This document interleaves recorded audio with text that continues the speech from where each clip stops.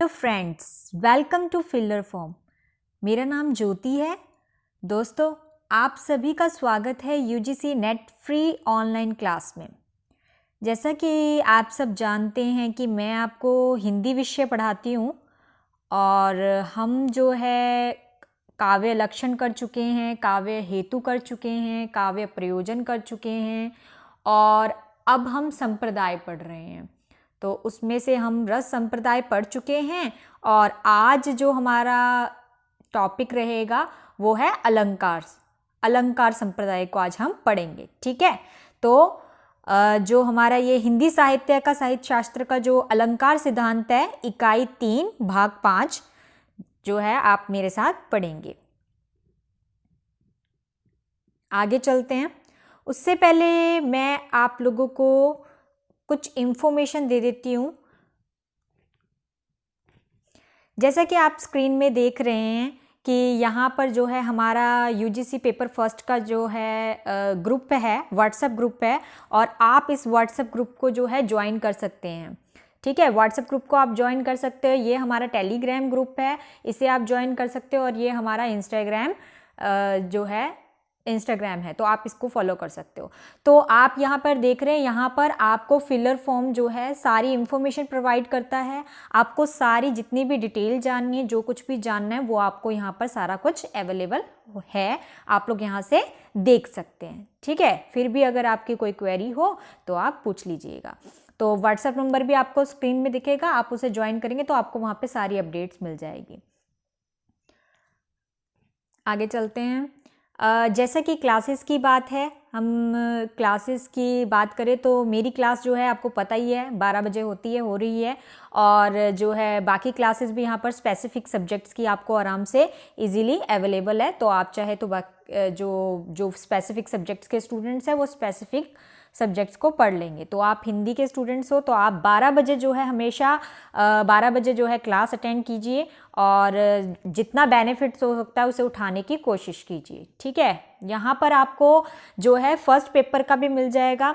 यहाँ पे आपको फर्स्ट पेपर की प्रिपरेशन भी हो जाएगी। 2 क्लासेस जो है वो फर्स्ट की लगती है, एक 11 बजे लगती है और एक 2 बजे लगती है फर्स्ट पेपर की।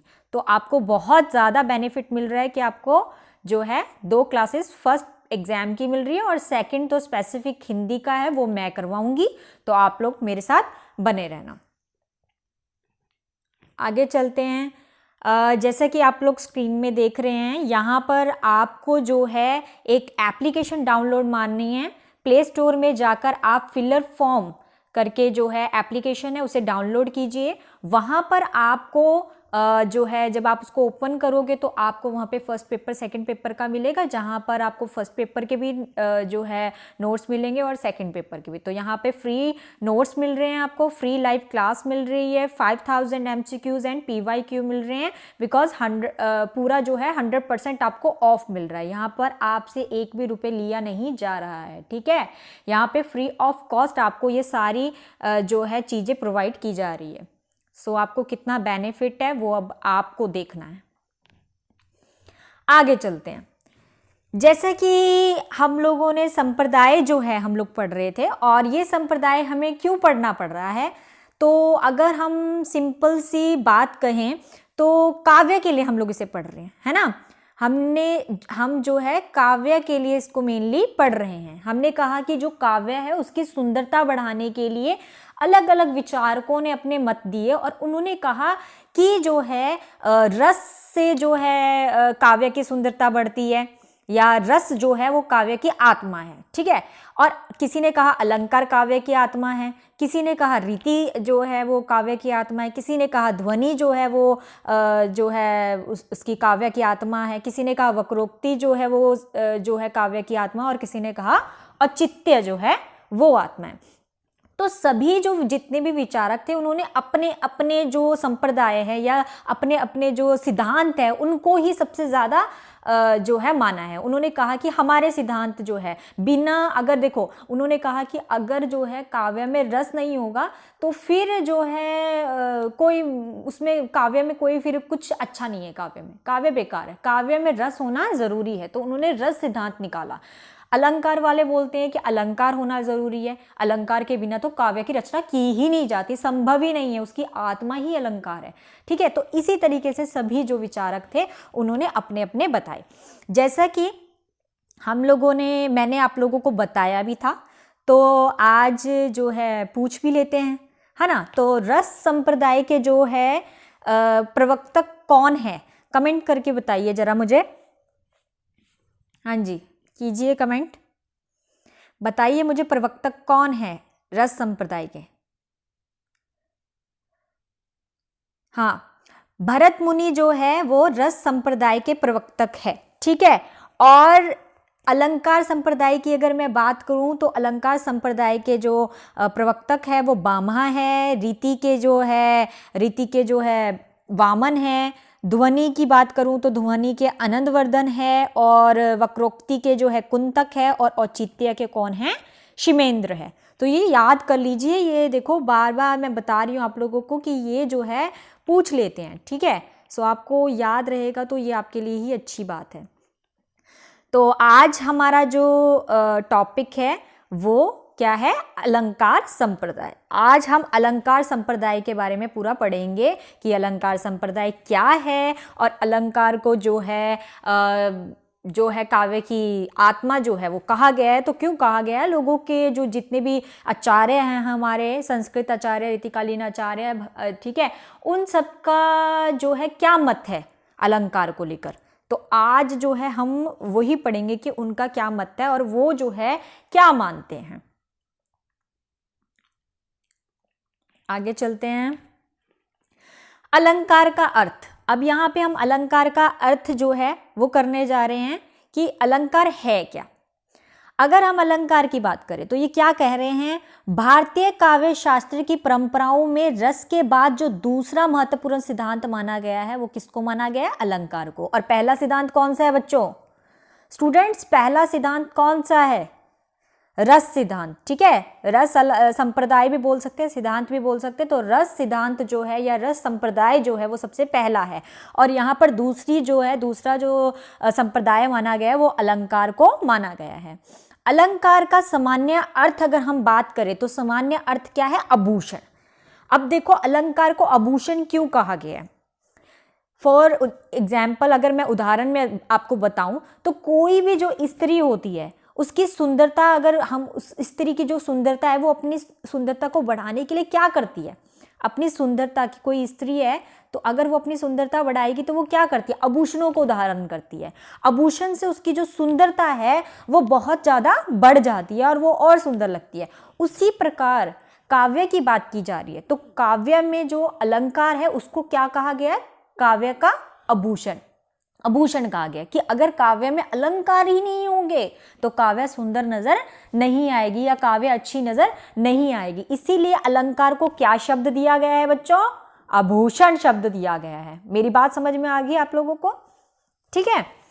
तो कोई भी स्त्री की सुंदरता को, जब कोई स्त्री की जो सुंदरता है वो बढ़ती है तो वो क्यों बढ़ती है, क्योंकि उसने आभूषण धारण कर रखा है। उसी प्रकार यहाँ पर जो काव्य है, काव्य की सुंदरता को अगर हम बढ़ाने की बात कर रहे हैं तो काव्य को भी आभूषण चाहिए, मतलब अलंकार चाहिए, अलंकारों से भरी हुई होनी चाहिए, तभी जो है काव्य जो है सुंदर नजर आएगा। ठीक है, अब आगे चलते हैं।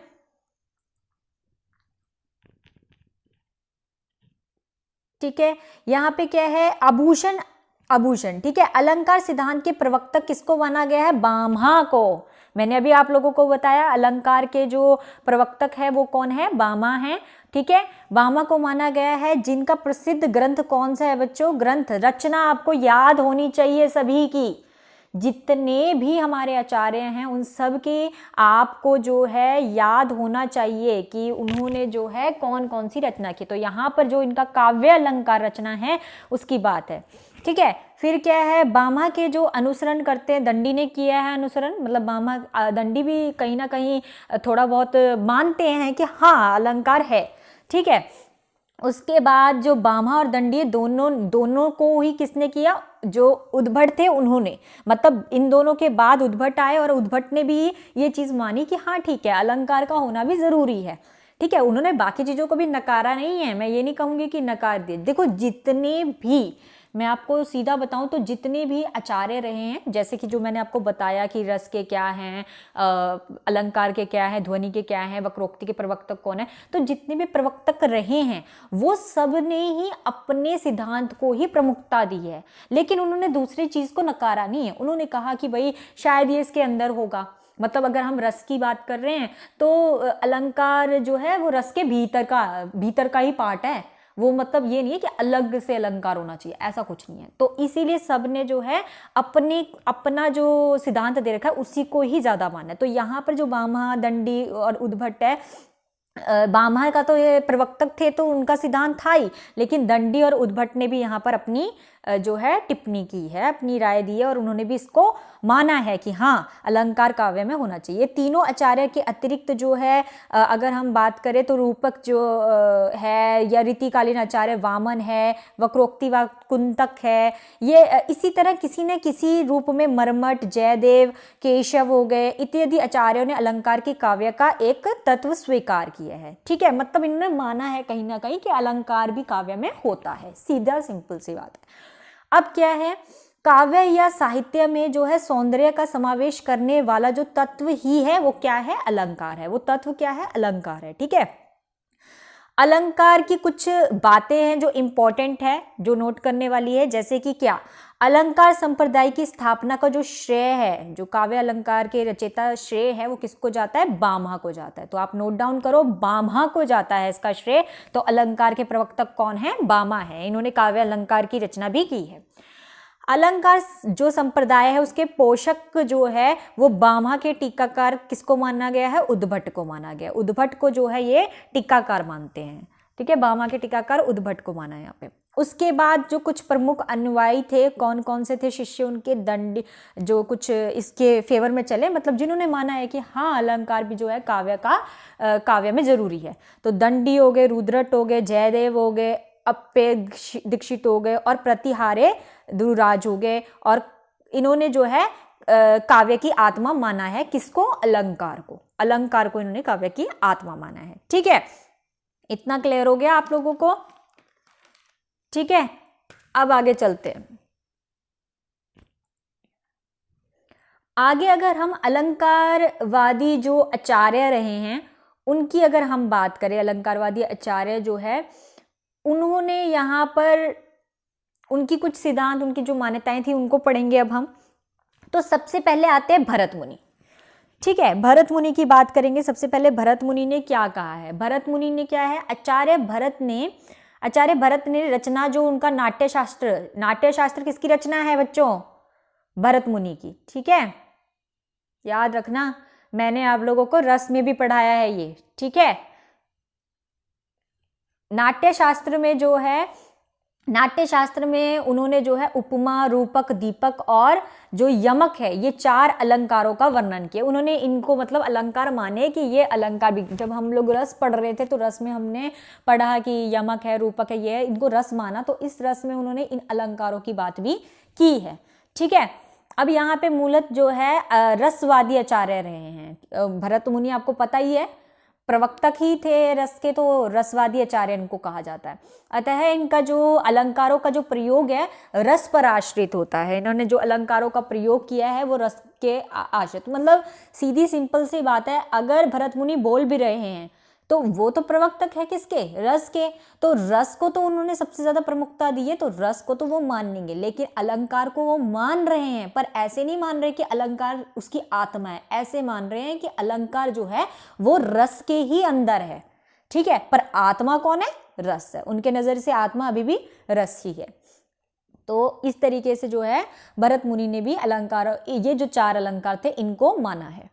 उसके बाद आगे चलते हैं भामह की। और भामह जो है, भामह ने क्या कहा है, भामह ने अलंकार सिद्धांत के प्रवर्तक माने जाते हैं इनको। ये भी अलंकार सिद्धांत, भामह जो है आपको पता ही अलंकार सिद्धांत के प्रवर्तक थे है, और उन्होंने जो है प्रसिद्ध जो ग्रंथ काव्य अलंकार है वो प्रतिपादित किया है। ठीक है, वो उन्होंने लिखा है। और भामह ने अलंकारों का जो है अनिवार्य तत्व बताया। भामह ने कहा है कि अलंकार के बिना किसी भी काव्य के बारे में हम सोच भी नहीं सकते, क्योंकि उन्होंने माना है कि जो अलंकार है वो क्या है, काव्य की आत्मा है। तो इन्होंने जो है यहाँ पर देखो 37 अलंकारों का निरूपण किया है, इन्होंने बताया है। और बामा के अनुसार क्या बोला उन्होंने, शब्द और अर्थ की जो वक्ता में उक्ति ही क्या है, अलंकार है। अगर हम शब्द की बात कर रहे हैं, अर्थ की बात कर रहे हैं, तो जहां शब्द और अर्थ हो जाए वहां पर उस उक्ति को क्या है, उसी उक्ति में क्या होता है, अलंकार होता है। ठीक है, तो वहां पर उसके बिना काव्य कुछ भी नहीं है। तो बामा ने, अगर मैं बात करूं तो बामा ने अलंकारों को काव्य का अनिवार्य तत्व बताया, प्राण तत्व बताया है। ठीक है, क्या बताया उन्होंने, उसको प्राण बताया है, प्राण तत्व बताया है। इन्होंने जो है वक्रोक्ति को सर्वश्रेष्ठ अलंकार भी माना है। बामा ने वक्रोक्ति को सर्वश्रेष्ठ अलंकार माना है। ठीक है, मतलब इन्होंने वक्रोक्ति जो है उसको इन्होंने सर्वश्रेष्ठ माना है, वक्रोक्ति सिद्धांत को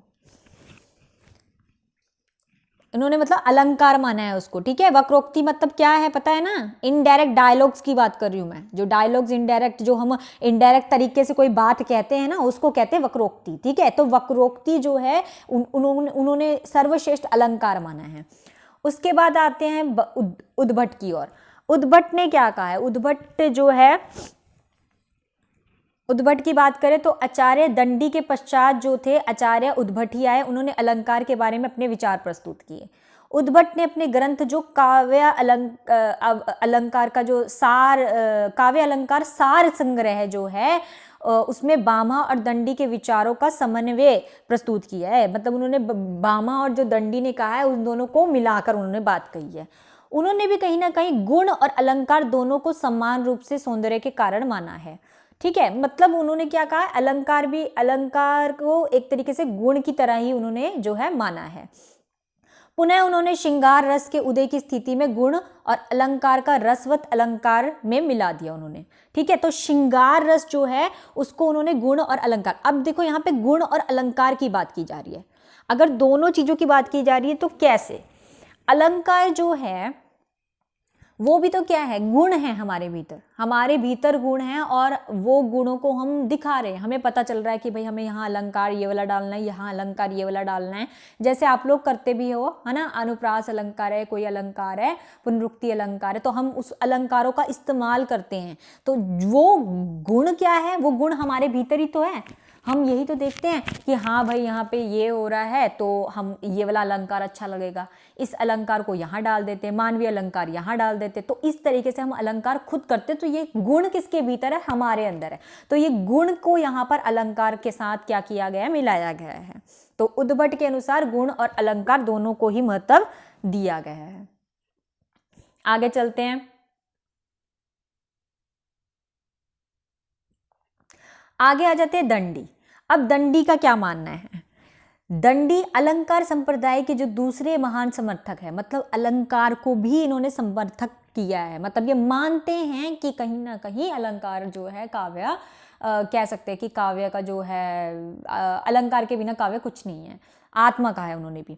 तो पर उन्होंने ये दूसरे नंबर पर आते हैं जिन्होंने माना है और अलंकार को जो है मान्यता दी है।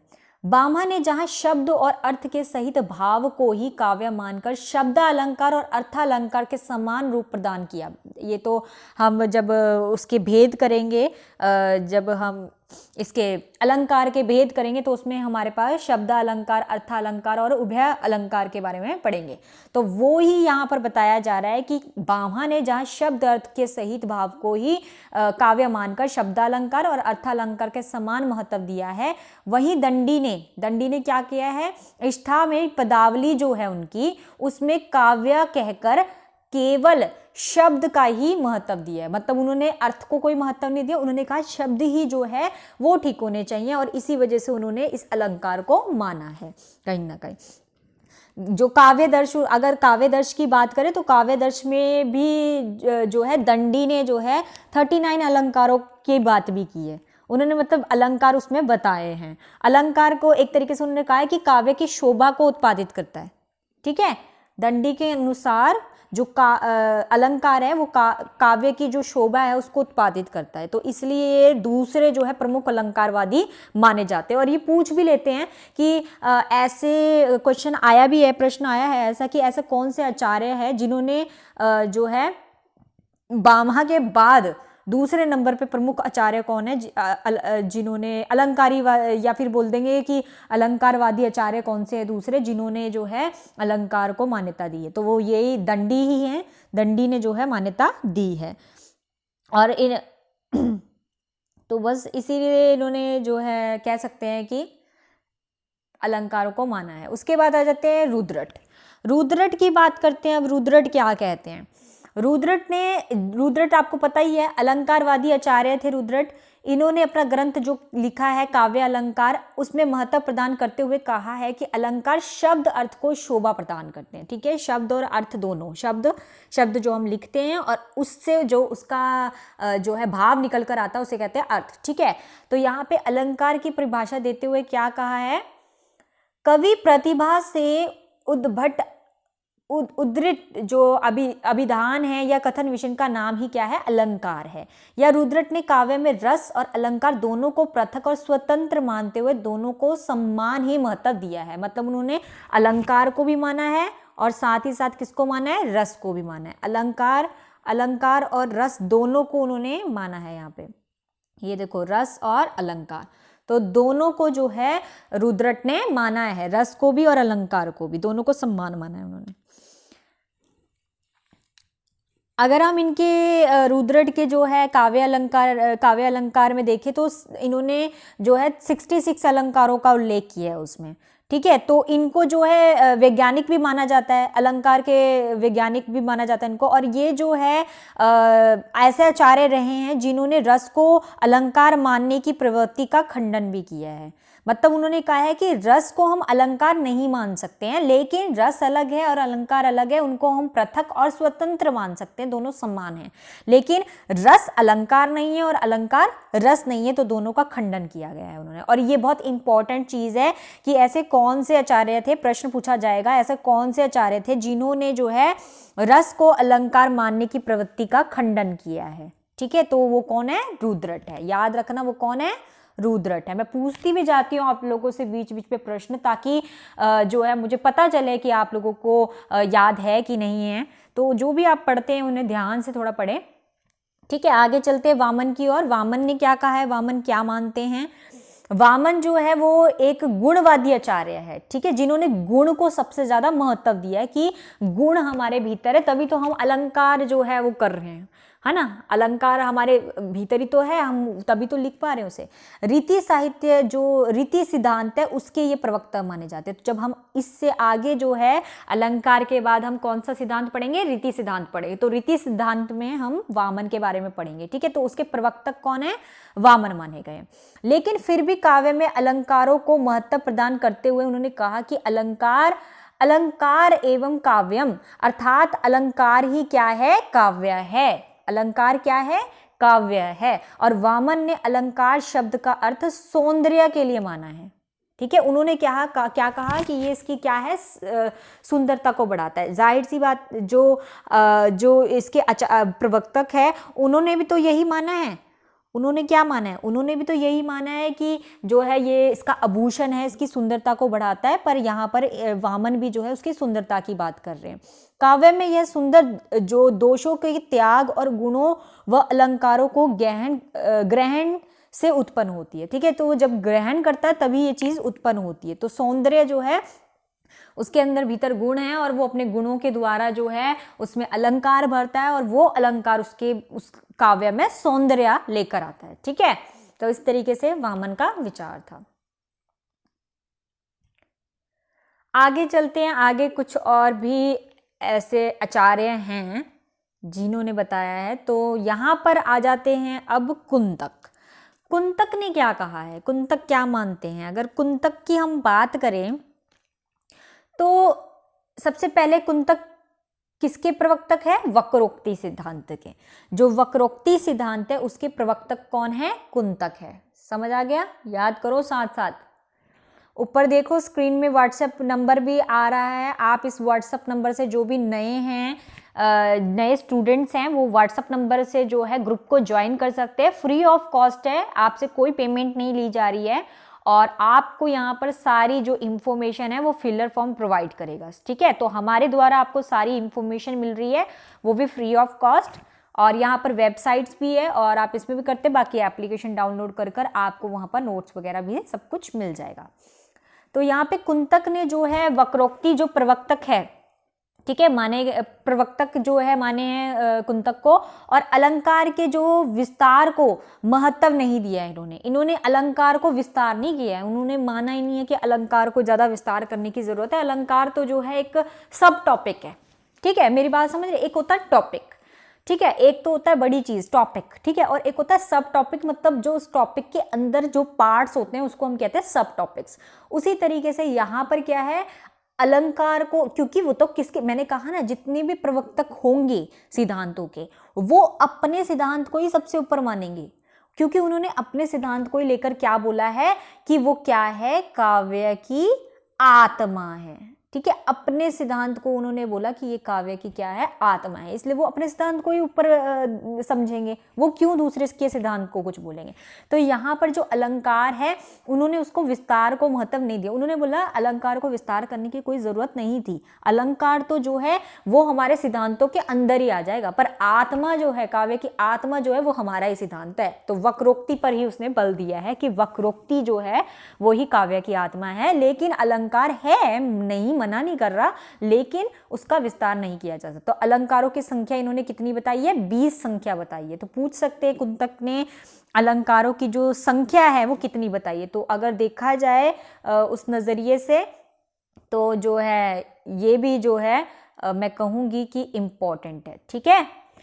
तो जो मैं आपको इम्पोर्टेंट बता रही हूँ ना बच्चों, तो वो ध्यान में रखो, उसको समझो, क्योंकि वो इम्पोर्टेंट है। आगे चलते हैं, आगे आ जाते हैं मम्मट। मम्मट ने बच्चों क्या किया है, मम्मट ने क्या कहा है, आचार्य मम्मट की बात करें तो उन्होंने अपनी रचना जो काव्य प्रकाश है, क्या रचना है उनकी, काव्य प्रकाश। बच्चों मैं आपको साथ साथ बार बार रिपीटेशन कर करके बता रही हूँ, इसलिए बता रही हूँ ताकि आपको साथ साथ याद हो जाए। कभी कभी देखो हम एक दो तीन चीज़ें मिस भी कर जाते हैं एग्जाम के टाइम पर, ठीक है, फटाफट जाते हैं, इतना लेंथी सिलेबस होता है, इतना कुछ पढ़ना होता है, तो हो जाती है एक दो चीज़ें मिक्स, मतलब भूल जाते हैं। लेकिन अब जैसे बार बार मैं आपको बोलूँगी काव्य प्रकाश जो है रचना है मम्मट की, काव्य प्रकाश रचना है मम्मट की, तो आप लोगों को थोड़ा बहुत दिमाग में रह जाएगा। तो जब आप एग्जाम में बैठोगे और आपके पास जो है 4 जो है ऑप्शन होंगे, तो आप उन 4 ऑप्शन में आपको कहीं ना कहीं आपका दिमाग जो है वो स्ट्रक करेगा, आपके दिमाग में बार बार आएगा, अरे नहीं यार मुझे तो ऐसा लग रहा है कि मम्मट ही इसका आंसर होगा। मम्मट आपके मन में, मम्मट जो है आपके मन में, आपके दिमाग में, क्योंकि एक बार आपने 2 बार सुना है उस चीज़ को, तो वो आपके दिमाग में फिट है, ठीक है। तो जब आप एग्जाम में बैठोगे तो कहीं ना कहीं आपका दिमाग आपको स्ट्रक करेगा बार बार कि इसका आंसर यही है, इसका आंसर यही है। तो इसी तरीके से जो है मैं आपको चीज़ों को याद करवा रही हूँ ताकि आपके दिमाग में वो एक बार फिट हो जाए, एक बार आपको ऐसा लगे कि हाँ मैंने पढ़ा है इसके बारे में, मुझे पता है इसके बारे में, ठीक है। तो आप कभी भी गलत नहीं हो सकते, आप आंसर सही करके आओगे, ठीक है।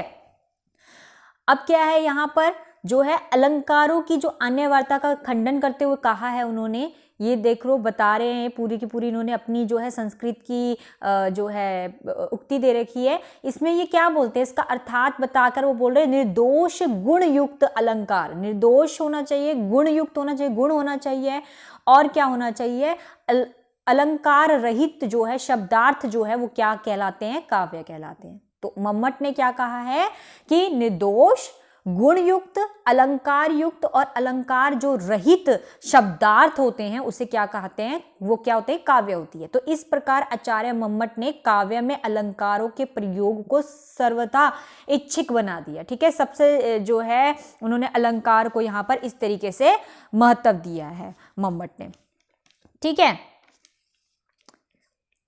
तो सीधा अगर शब्दों में कहा जाए तो मम्मट ने दोष रहित शब्दार्थ को स्वीकार कर अलंकार की उपेक्षा ही की है, मतलब वो उपेक्षा ही कर रहे हैं यहाँ पर, ठीक है। अब आगे चलते हैं,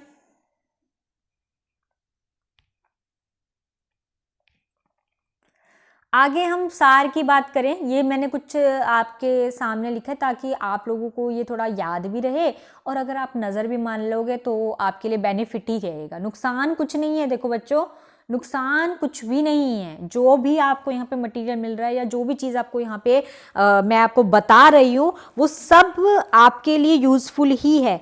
इसलिए आप थोड़ा सा ध्यान से पढ़ेंगे तो आप आराम से जीआरएफ नेट जो है वो क्रैक कर लोगे। ठीक है, एक स्ट्रैटेजी होनी चाहिए आप लोगों की कि आप जो है उसके लिए कितने कितने आप उसके लिए लॉयल हो।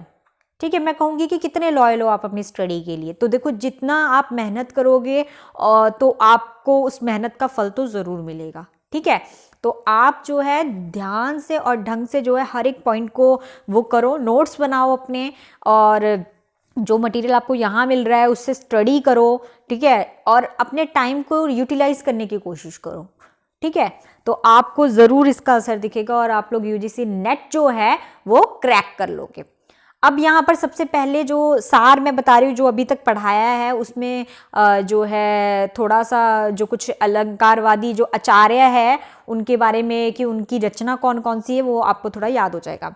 अलंकार संप्रदाय की बात करें तो उसके प्रवर्तक किसको माना गया है? भामा को माना गया है। क्लियर है? क्लियर है। अलंकार का जो पोषक है वो किसको माना गया? उद्भट को माना गया, याद रखना। क्लियर है? उसके बाद अलंकार के अगर अन्य आचार्यों की जो है हम बात करें, अगर हम जो है आचार्यों की बात करें तो सबसे पहले है यहाँ पे शोभाकर मित्र, जिनकी रचना क्या है? अलंकार रत्नाकर। ये स्टूडेंट्स वो वाले आचार्य है जिन्होंने अलंकार के ऊपर अपनी रचना लिखी है। ये इनकी ऐसी रचना नहीं कि इधर उधर की रचना। मैं यहाँ पे आपको अलंकार संप्रदाय पढ़ा रही हूँ। ठीक है, आपके अगर ध्यान में हो आपको अलंकार संप्रदाय पढ़ा रही हूँ तो ये वो आचार्य है जिन्होंने अलंकार के ऊपर अपनी एक रचना लिखी है। ठीक है, एक या दो जितनी भी है रचना लिखी है वो वाले आचार्य है। तो इसलिए यहाँ पे जो शोभाकर मित्र है उन्होंने अलंकार रत्नाकर जो उनकी रचना है उसमें अलंकारों का वर्णन किया है। हेमचंद्र जो हैं, हेमचंद्र उन्होंने भी जो है अपना काव्य अनुशासन जो है उसमें जो है उन्होंने जो है अलंकारों की चर्चा की है। फिर जो जयदेव हैं, जयदेव ने चंद्रलोक में जो है अलंकारों की चर्चा की है। विद्याधर है यहाँ पर, विद्याधर ने एकावली जो है उसमें जो है चर्चा की है। ठीक है, फिर हम बात करते हैं विद्यानाथ की। विद्यानाथ है उन्होंने प्रताप रूपम शोभूषण जो है उसमें जो है अलंकारों की चर्चा की है। फिर उसके बाद आ जाते हैं विश्वनाथ ने जो है साहित्य दर्पण में जो है, ये पूछ लेते बच्चे, जो साहित्य दर्पण है वो किसकी रचना है ये भी पूछा है। विश्वनाथ की रचना है साहित्य दर्पण। ठीक है, एक चीज। दूसरा ये पूछा था कि विश्वनाथ जो है उन्होंने अलंकार के ऊपर कौन सी रचना लिखी है, तो वो है साहित्य दर्पण। अब है अपदीक्षित जो है अप्य दीक्षित है। ठीक है, अप्य दीक्षित जो है उन्होंने जो है लिखा है कुवलयानंद। ठीक है, ये जो है उनकी रचना है। उसके बाद विश्वेश्वर जो पंडित है उन्होंने पंडित विश्वेश्वर जो है उन्होंने जो है अलंकार कस्तुभ जो है वो रचना लिखी है। और उसके बाद आ जाते हैं पंडित जगन्नाथ जिन्होंने जो है रस गंगाधर रचना लिखी है। ठीक है, तो बच्चों ये कुछ ऐसे आचार्य हैं जिन्होंने जो है ऐसे आचार्य हैं जिन्होंने जो है अलंकार के ऊपर पूरी की पूरी रचना लिख डाली, अलंकार के ऊपर लिख डाला। जो भी उनको अलंकार को लेकर उनके मत थे, उनके विचार थे, उन्होंने इन जो है रचनाओं में लिखे। तो आप लोग इनकी रचनाएं जरूर याद करना, क्योंकि देखो पूछ लेते हैं इसलिए बोल रही हूँ आप लोगों को याद करने के लिए, वरना मैं यहाँ पर आपको सार तत्व में ये नहीं देती। ठीक है, अगर दिया है इसका मतलब इसमें कुछ ना कुछ तो ज़रूर होगा। ठीक है, चलो अब आगे चलते हैं। अब आ जाते हैं आधुनिक जो विद्वान थे उनके उन अलंकारों के जो मत थे उसके बारे में अब हम पढ़ेंगे। ठीक है, तो यहाँ पर जो विद्वान हैं, ठीक है, अलंकार आधुनिक काल के जो विद्वान हैं उनके बारे में हम लोग पढ़ने जा रहे हैं। तो यहाँ पर क्या है, अनेक जो है अनेक आधुनिक विद्वानों ने अलंकारों के विषय में विचार प्रस्तुत किए हैं। आपने देखा ही है, पीछे भी किए हैं और यहाँ पर आधुनिक विचार जो है, आधुनिक जो विद्वान हैं वो भी कर रहे हैं। तो आधुनिक विद्वानों के कथन विशेष उल्लेखनीय हैं, जिनमें से कुछ का वर्णन इस प्रकार है। तो कौन कौन से हैं? सबसे पहले देखो, आचार्य रामचंद्र शुक्ल जी। तो रामचंद्र शुक्ल जी तो वेरी इंपॉर्टेंट, हिंदी में सबसे ज़्यादा जो अगर मैं कहूँ प्रमुखता किसी की है तो वो रामचंद्र शुक्ल जी ही हैं। तो इनको तो आप नज़रअंदाज ना ही करें तो ज़्यादा बेटर है, क्योंकि जो हमारा यूजीसी नेट हिंदी का एग्ज़ाम आता है ना, उसमें ज़्यादातर क्वेश्चन या जो भी पंक्तियाँ होती है वो ज़्यादातर उठाकर जो है रामचंद्र शुक्ल के ही उससे उठाई होती है कि रामचंद्र शुक्ल ने क्या बोला रस के बारे में, रामचंद्र शुक्ल ने अलंकार के बारे में क्या बोला, रामचंद्र शुक्ल ने जो है इसके ध्वनि के बारे में क्या बोला। तो इस तरीके से रामचंद्र शुक्ल जो है वो काफ़ी प्रमुख है। तो उनको और नागेंद्र को, इनको तो अगर आप ना ही छोड़े तो ज़्यादा बेटर है। ठीक है, इनकी तो हर चीज़, हर उक्तियों को अंडरलाइन करके अच्छे से अपने पास रखें और उसे लर्न करें।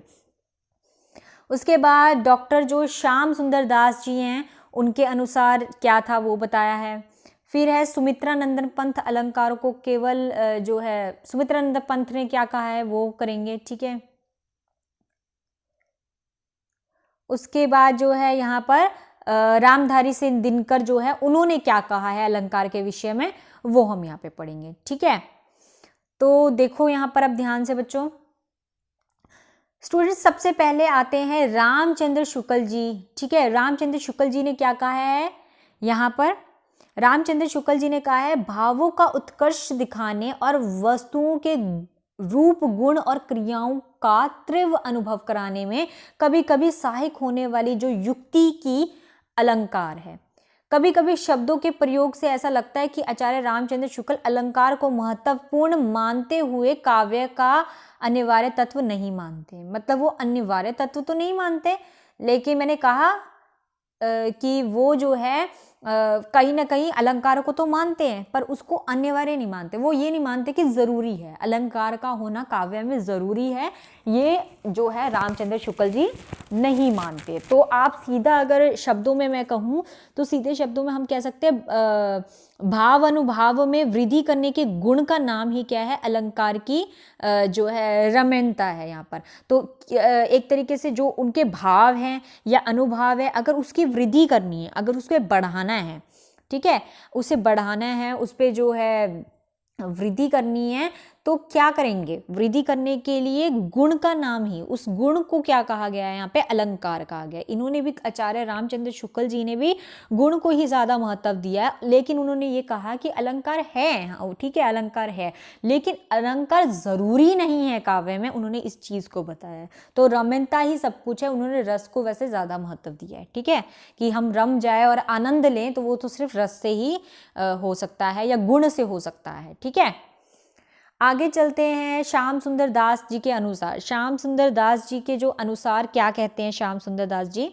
उन्होंने कहा है कि जिस प्रकार आभूषण शरीर की शोभा को बढ़ाते हैं, ठीक है, जिस तरीके से जो है आभूषण शरीर की शोभा को बढ़ाते हैं, उसी प्रकार अलंकार जो है वो भाषा के सौंदर्य में भी वृद्धि करता है।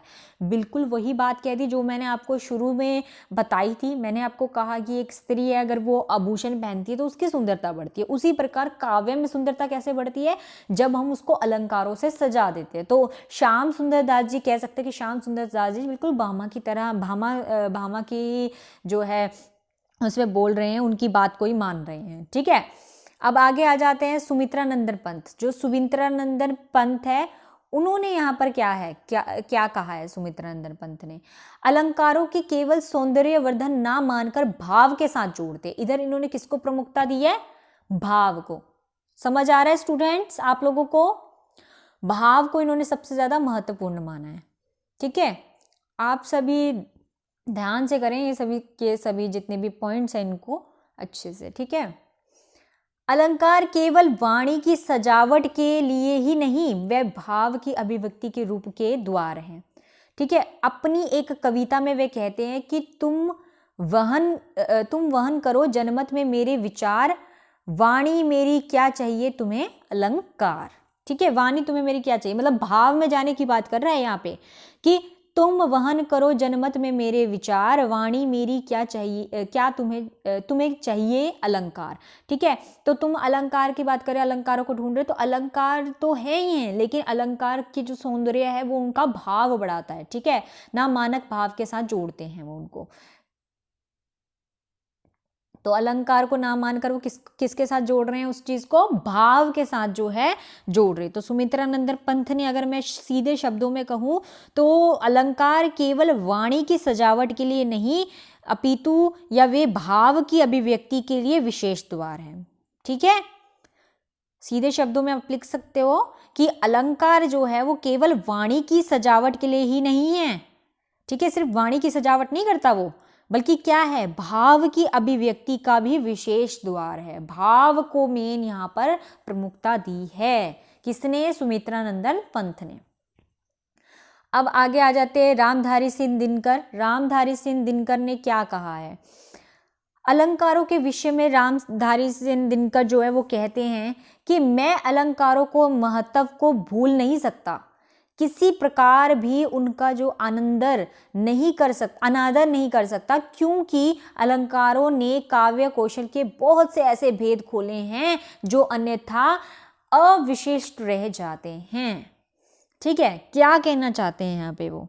मतलब एक तरीके से उन्होंने इसको जो है बहुत ज़्यादा बोला है। उन्होंने कहा ना कि जो है किस प्रकार जो मतलब वो आनंद, उसका अनादर भी नहीं कर सकते, इसको नकार भी नहीं सकते हैं, तो और वो भूल भी नहीं सकते, क्योंकि अलंकार ने काव्य कौशल, मतलब अलंकार ने जो काव्य है उसके अंदर बहुत से ऐसे भेद खोले हैं। अलंकारों की वजह से बहुत कुछ जो है खुला है, बहुत कुछ हमें समझ में आया, अन्यथा अविशिष्ट ही रह जाता, वरना वो कभी भी हमारे सामने नहीं आ पाती जो चीज़ें थी। लेकिन अलंकारों ने उसको बहुत अच्छी तरीके से हमें ले गए। देखो, जैसे मैं अगर आप लोगों को बताऊं, तो जब हम कभी कभी कविता लिखते हैं तो कविता में हम क्या करते हैं, कंपैरिजन करते हैं, है ना, तुलना करते हैं किसी की चीज़ के साथ। ठीक है, मान लो हमने जो है किसी स्त्री के जो है मुख है, उसके मुख की तुलना हमने जो है किसी उससे फूल से कर दी, किसी फूल से कर दी, है ना। तो यहाँ पर हम क्या करें, दोनों चीज़ों को कंपेयर। अब जब हम किसी चीज़ को कंपेयर करेंगे, किसी चीज़ की तुलना अगर हम करेंगे, तो वो चीज़ हमें थोड़ी और आसानी से समझ आ जाएगी। ठीक है, तो अच्छी तरीके से वो हमें समझ आ जाएगा, क्योंकि अगर हमने उसकी तुलना कर रखी। तो यहाँ पर जो रामधारी सिंह दिनकर है वो यही बताना चाहते हैं कि जो अलंकार है वो काव्य कौशल की बहुत से ऐसे भेद खोलते हैं जो अन्यथा जो विशिष्ट थे वो रह जाते, मतलब वो नहीं खुल पाते कभी भी, वो ऐसे ही रह जाते। या हम कहेंगे कि कविता में अलंकारों के प्रयोग का जो वास्तविक उद्देश्य होता है वो क्या होता है, अतिरंजन होता है। अतिरंजन का मतलब क्या होता है, पता है किसी को? पता है तो बताओ भैया, आप लोगों से ही पूछ रही हूँ। फिर बोलोगे कि ज्योति मैम तो प्रश्न ही बहुत करती है। बताइए जल्दी से। अतिरंजन, ठीक है, मतलब एक तरीके से इनका उद्देश्य जो है कह सकते कि खजाना जो है, कहूँगी मैं कि जो कविता में अलंकारों का प्रयोग का जो वास्तविक उद्देश्य है वो अतिरंजन नहीं है। अतिरंजन ना मानकर वो क्या मान रहे हैं कि वस्तुओं को अधिक से अधिक जो है सुनिश्चित वर्णन ही होता है। मतलब इन्होंने सबसे ज़्यादा प्रमुखता किसको दी है, वर्णन करना। मतलब अच्छी तरीके से अगर आप डिफाइन करोगे, उसको वर्णन करोगे, तो वो ही जो है उसके चीज़ को बताएगा, अलंकार को दिखाएगा, दर्शाएगा। ठीक है, तो यहाँ पर अतिरंजन मतलब उसने एक खजाने की तरह बताया, जो अतिरंजन है ना उसको एक खजाने की तरह बता रहा है यहाँ पे, कि कविता में अलंकारों का जो प्रयोग है वो वास्तविक खजाना नहीं है कोई भी। मतलब अलंकारों को हम प्रयोग कर रहे हैं तो वो कोई ऐसा खजाना नहीं है जिसके बिना जो है काव्य की रचना नहीं की जा सकती, बल्कि वो क्या है, बोला अधिक से अधिक अगर हम उसका वर्णन करेंगे, अगर हम उसको अधिक से अधिक बताएंगे अलंकारों को, या ज़्यादा तरीके से बताएंगे, तो वो जो है तो वो थोड़ा सा अच्छे से खिलकर आएगी या दिखेगी।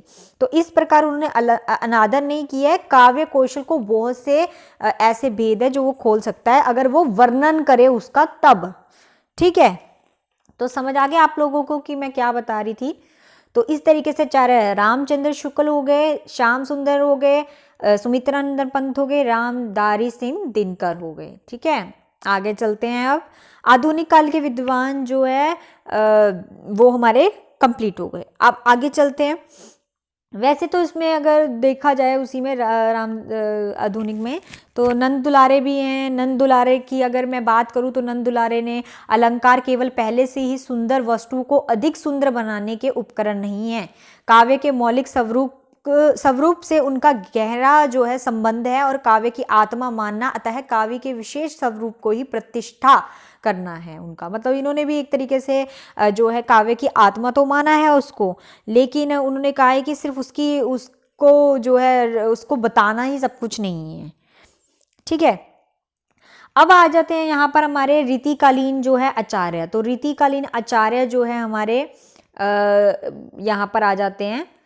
रीतिकालीन आचार्य हिंदी के, उन्होंने भी जो है अलंकारों के बारे में अपने अपने मत दिए हैं। अब क्या कहते हैं, हिंदी के रीतिकालीन आचार्य जो है उन्होंने रीतिकालीन आचार्यों ने अलंकारों को महत्व दिया है, अलंकारों को उन्होंने महत्व दिया है, परंतु इन कवियों के विचार में संस्कृत आचार्यों का अनुकरण मात्र प्रतीत होता है। जो संस्कृत के आचार्य हैं वो भी यहाँ पे मात्र है, थोड़े बहुत ही हैं, लेकिन रीतिकालीन जो कवि हैं उन्होंने काव्य में अलंकारों के प्रति एक विशेष मोह दिखाया है। मैंने पता नहीं अभी कुछ टाइम पहले ही जो है आपको बताया था कि ऐसे भी कवि थे जिनको अलंकारों के प्रति बहुत ही ज़्यादा मोह है। तो यहाँ पर भी जो है यहाँ पर ऐसे काव्य में अलंकार जो कवि हैं उनको भी जो है काफ़ी मोह है अलंकार से, इसीलिए ज़्यादातर जो कवि हैं वो अपने जो काव्य हैं उसमें अलंकारों का प्रयोग अधिक से अधिक करते हैं, क्योंकि उन्हें काव्य के जो अलंकार है वो काफ़ी अच्छे लगते हैं, इसीलिए वो उनका प्रयोग अधिक करते हैं। तो यहाँ पे उनको उनके प्रति क्या दिखाया गया है, मोह दिखाया गया है। यही कारण है कि रीतिकालीन के अनेक नए अलंकारों की जो है उद्भावना, इस तरीके से नए नए अलंकार फिर निकल कर आए, क्योंकि अलंकारों का बहुत ही ज़्यादा इस्तेमाल किया गया, बहुत ही ज़्यादा जो है काव्य में दिखा वो। अब आ जाते हैं हमारे पास यहाँ पर जो रीतिकालीन आचार्य हैं, तो जैसे कि यहाँ पे केशव दास हैं, ठीक है, कवि देव हैं और कवि दूल्हे हैं, और भी यहाँ पे मैं आपको बता दूंगी भिखारी दास का बता दूंगी और जो है श्रीपति जी का बता दूंगी। ठीक है, तो इस तरीके से आचार्य जो है रीतिकालीन आचार्य भी यहाँ पर है। अब यहाँ पर क्या है, केशव दास जी ने क्या कहा है, केशव दास जी क्या कहते हैं, केशव दास जी ने कहा है कि भूषण बिनु ना बिरजई कविता बनिता मित।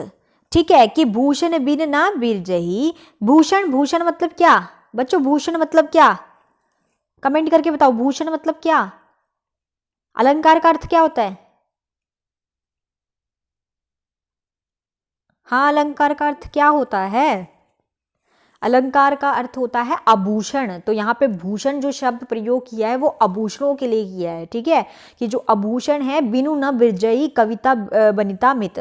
ठीक है, तो यहाँ पर सबसे ज़्यादा महत्वता किसको दी गई है, अलंकारों को महत्वता दी गई है, कि अलंकार मतलब जब तक उसका श्रृंगार, कविता का जब तक श्रृंगार नहीं होगा, भूषण नहीं होगा, अलंकार नहीं होगा, तब तक उसको स्वीकार किया नहीं जा सकता। ठीक है, तो उन्होंने क्या किया, यहाँ पे अलंकारों को स्वीकार किया। भूषण बिनु न विरजई कविता बनिता मित, मतलब कविता नहीं हो सकती अगर उसमें भूषण मतलब अलंकार ना हो, अलंकार मतलब आभूषण ना हो उसमें। ठीक है, आगे चलते हैं। आगे है देव। देव ने क्या कहा है, देव ने जो कवि देव हैं उन्होंने यहाँ पर अलंकारों को महत्व देते हुए कहा है कि कविता कामनी अलंकार पहने उदूत रूप लखावती। ठीक है, तो यहाँ पर इन्होंने जो है इस तरीके से बताया है। और एक और है कि कविता कामनी सुखद पत सुबरन सरस सुजाति, वो भी है, तो उसमें भी मतलब अलंकार उन्होंने और ये वाला बता दिया उन्होंने। तो ये दो जो है इन्होंने जो है पंक्तियां बताकर बताया है और अलंकार को ही महत्व दिया है यहाँ पर कहीं ना कहीं। ठीक है, कि अलंकार जो है वो उसके बिना जो है सब कुछ अधूरा है, उसके बिना कुछ नहीं है। सुखद तभी है जब उसमें क्या हो, पद भी हो। ठीक है, जो है कविता में पद भी हो, ठीक है, और वो तभी सुखद लगेगी जब उसमें अलंकार भी होंगे। ठीक है, आभूषणों की तरह ही है। अब यहाँ पर क्या है, कवि जो दूल्हे हैं दूल्हे ने क्या कहा है, उन्होंने जो है केशव दास की भांति, जो केशव दास है उन्हीं की भांति उन्होंने बिना अलंकारों की कविता को शोभा नहीं पाती, कि बिना अलंकार की जो कविता है वो शोभा, बिन भूषण नहीं भू से ही कविता, मतलब बिन भूषण के, बिना श्रृंगार, बिना आभूषण के जो कविता है वो कविता नहीं होती। तो इस तरीके से इन्होंने भी जो है अलंकार में जो है उन्होंने कविता को बताया कि वो शोभा नहीं लगती अगर ऐसा हो तो।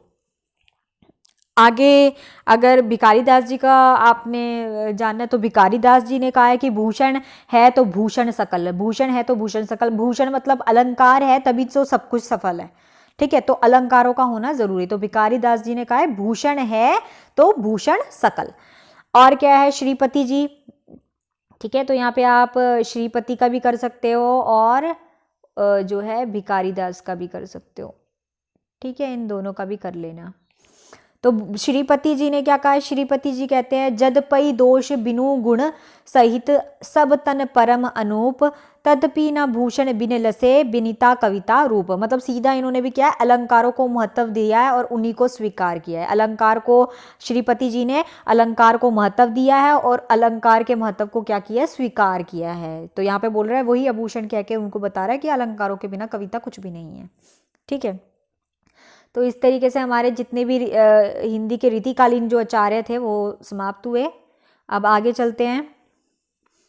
आगे कुछ महत्वपूर्ण जो है तथ्य आप लोगों के सामने लेकर आई हूँ ताकि आपको ऐसा लगे ना कि जो है आपको मटेरियल पूरा नहीं मिला। आपको सारा मटेरियल यहाँ पे प्रोवाइड करने के लिए मैं जो है लेकर आई हूँ आपके पास पॉइंट्स। अब यहाँ पर हमारे पास क्या है, सबसे पहला पॉइंट यहाँ पर क्या है, इंपॉर्टेंट पॉइंट, ये सारे पॉइंट्स है, ठीक है, इंपॉर्टेंट है। ये थोड़ा सा वो हो गया मेरे ख्याल से, पॉइंट्स ना वो हो गए, इसमें एडिटिंग थोड़ा सा होगी, कोई बात नहीं। आप ये जो लिखे हुए पॉइंट्स ये बहुत ज़रूरी है तो आप इनको ध्यान देना, तभी मैंने यहाँ पर ये महत्वपूर्ण तथ्यों में लिखे हैं।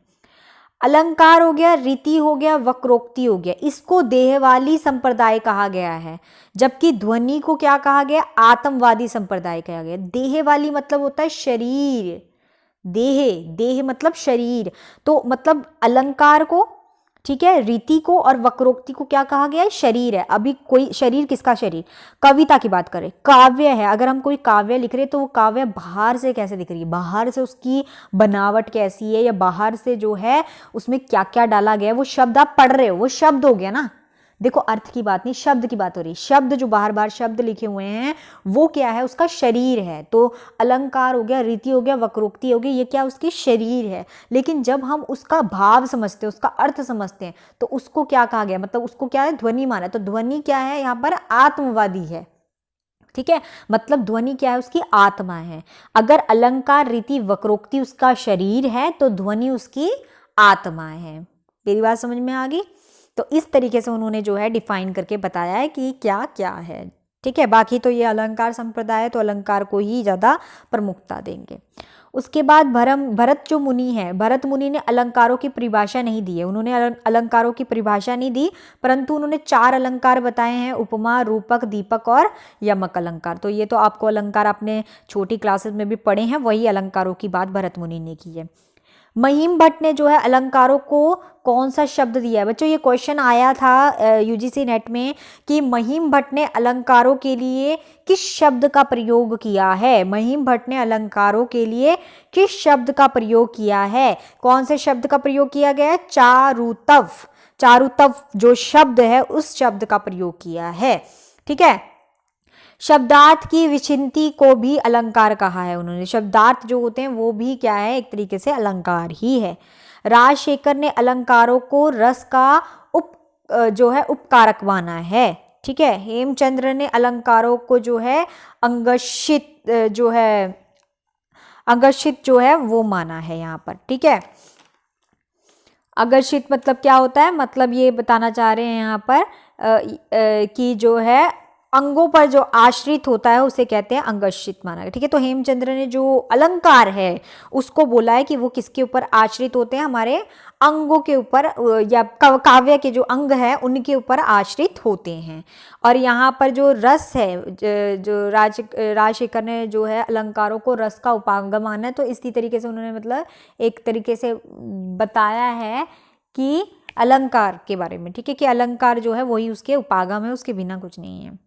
अब आ जाते हैं हमारे अलंकार संप्रदाय के कुछ विरोधी आचार्य भी थे। यहाँ पे ध्यान रखने वाली है, कुछ विरोधी आचार्य भी थे और ये प्रश्न भी पूछ लेते हैं, इम्पोर्टेंट है। ये भी पूछ लेते हैं कि विरोधी जो आचार्य हैं इनमें से कौन से विरोधी आचार्य नहीं हैं या इनमें से कौन से हैं, इस तरीके से। तो अनंतवर्धन ने क्या कहा है, अनंतवर्धन ने अलंकारों को आभूषण माना है। अलंकारों को क्या माना है इन्होंने, आभूषण माना है अनंतवर्धन ने। मम्मट ने अलंकारों को की महत्वता को अस्वीकार किया, इन्होंने स्वीकार नहीं किया, माना नहीं, इन्होंने बोला अलंकार जरूरी नहीं है तो इनको अस्वीकार कर दिया। विश्वनाथ ने अलंकारों को भूषण माना है, तो जो अलंकार है उसको भूषण किसने माना है, विश्वनाथ ने माना है। ठीक है, तो इस तरीके से जो हमारा अलंकार सिद्धांत है बच्चों, वो स्टूडेंट्स वो ख़त्म होता है, यहाँ पर विश्राम होता है।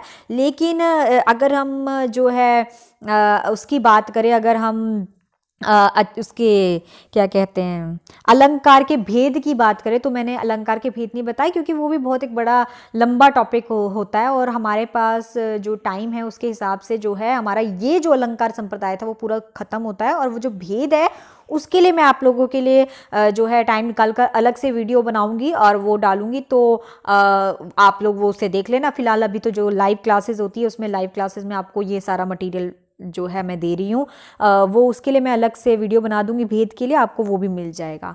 ठीक है, तो अब जो हमारा नेक्स्ट टॉपिक जो हमारा होगा अलंकार के बाद, जो हम कल जिस टॉपिक पे डिस्कशन करेंगे वो होगा हमारा रीति संप्रदाय। ठीक है, तो हमने रस संप्रदाय कर लिया बच्चों, उसके बाद हमने अलंकार संप्रदाय भी आज खत्म कर लिया है और अब हम जो अगला संप्रदाय करेंगे वो होगा रीति संप्रदाय। तो उसके ऊपर हम जो है कल जो है वो चर्चा करेंगे कि रीति संप्रदाय क्या है और कैसा है। अगर मैं अलंकारों की बात करूं तो अलंकारों को उन्होंने जो है दो भागों में विभाजित किया है, शब्द अलंकार और अर्थालंकार। ये आपने पढ़े भी हैं, लेकिन ये है कि चलो आपकी क्लैरिटी की, क्योंकि जो है यूजीसी में जो है पंक्तियां आ जाती है और पूछते हैं आपको कि ये कौन सा अलंकार है। तो आपने जो क्लासेस में पढ़ा हुआ है वो तो बहुत छोटे छोटे जो है वैसे अलंकार पढ़े, तो उनके अंदर भी जो डीपली जो है अलंकार है उनके बारे में आपने नहीं पढ़ा, तो उसके लिए मैं बनाऊंगी। तो शब्द अलंकार, अर्थालंकार, उभय अलंकार भी होता है, लेकिन जब आपसे अलंकार पूछे जाते हैं तो उसके दो भेद ही माने जाते हैं, शब्द और अर्थ। उभय अलंकार भी है, वो मैं आपको सब उसमें बताऊंगी। अभी जो है अब हमारा नेक्स्ट टॉपिक जो रीति संप्रदाय है वो हम कल डिस्कस करेंगे। और यहाँ पर जो है मैं चाहती हूँ कि आप लोगों को अगर कोई भी क्वेरी है या कुछ है तो आप मुझे फीडबैक ज़रूर दें और मैं आपके फीडबैक का जो है इंतज़ार करती हूँ। मुझे ऐसा होता है कि मैं आपके जो है चीज़ें देखूँ, आपको किस चीज़ की ज़रूरत है, क्या कमी है या क्या कुछ है, तो मैं उस चीज़ को हमेशा पूरा करना मेरा एक मोटिव रहता है कि मैं उस चीज़ को पूरा करूँ और आपके सामने अच्छे से अच्छे तरीके से जो है अपने टॉपिक को लेकर आऊं ताकि आप लोगों को समझ आए। देखो, अगर आप लोगों को समझ आएगा तो वही मेरे लिए बेनिफिट है ना, वो मुझे ऐसा लगेगा कि हाँ मैं जो आपको पढ़ा रही हूँ वो बिल्कुल सही है। ठीक है, क्यों? क्योंकि आप लोगों को समझ आ रहा है। अगर आप लोगों को समझ नहीं आएगा तो फिर मुझे मज़ा भी नहीं आएगा। ठीक है, मज़ा तो तब आता है ना जब स्टूडेंट्स और टीचर जो है वो एक हो जाते हैं, उनकी दोनों जो है जब एक हो जाते हैं तो तब मज़ा आता है। मैं आपकी सुनूं और आप मेरी सुनो, तो उस तरीके से हम पढ़ेंगे तो कितना मज़ा आएगा। ठीक है, और अब तो हमारा सिलेबस भी है तो हमें अपना सिलेबस टाइम से ख़त्म भी करना है, इसीलिए मैं जो है ज़्यादा से ज़्यादा मटेरियल लेकर आती हूँ ताकि सारा टॉपिक, क्योंकि हमारा सिलेबस बहुत लेंथी है हिंदी का। ठीक है, फिर भी हमें उसे समय पे जो है करना ही है, तो वो हम करेंगे ज़रूर। ठीक है, तो इस तरीके से कोई भी फीडबैक होगा तो आप लोग जो है ज़रूर मुझे क्वेरी जो भी होगी आप कमेंट करके मुझे बता दीजिएगा, मैं उसके ऊपर ज़रूर विचार करूँगी। ठीक है, तो इस तरीके से हमारा अलंकार संप्रदाय आज ख़त्म होता है। ठीक है, और जो है ये हमारा यहाँ पर आप स्क्रीन में देख रहे हैं, यहाँ पे ये हमारा व्हाट्सअप नंबर है, ये हमारा जो है वेबसाइट है। तो आप यहाँ पर जितनी भी इंफॉर्मेशन है वो जान सकते हैं। फिलर फॉर्म जो है इंस्टाग्राम, फेसबुक, इंस्टाग्राम कहीं पे भी फॉलो कर सकते हैं हम लोगों को, वहाँ आपको सारी अपडेट्स मिलती रहेगी। और अगर आप चाहो तो जो ऐप है, एप्लीकेशन है, उसे भी डाउनलोड कर सकते हैं, तो वो भी आपको काफ़ी बेनिफिट रहेगा। तो मुझसे देखो तभी जुड़ पाओगे जब जुड़ना चाहोगे, ठीक है। जब आपके मन में ऐसा होगा कि मुझे यूजीसी नेट जो है वो क्रैक करना है, जीआरएफ लेना है, तब तो आप जो है कर ही लोगे, फिर आपको कोई नहीं रोक सकता, मैं भी नहीं रोक सकती आपको आपके सक्सेस तक पहुंचने के लिए। तो मेरे साथ जो है आप जो है अच्छे से बने रहेंगे, और जो है मैं आपका सारा सिलेबस कंप्लीट कराऊंगी, तो आप बहुत ही जल्दी जो है अपने टारगेट को अचीव करोगे, ठीक है। तो आपका दिन जो है वो अच्छा रहे। Have a nice day. और आप जो है जो भी क्वेरी होगी तो मुझे पूछ लीजिएगा, और कल हम जो है रीति संप्रदाय के ऊपर चर्चा करेंगे। तो मिलते हैं रीति संप्रदाय में। तो bye, Radhe Radhe, have a nice day, thank you.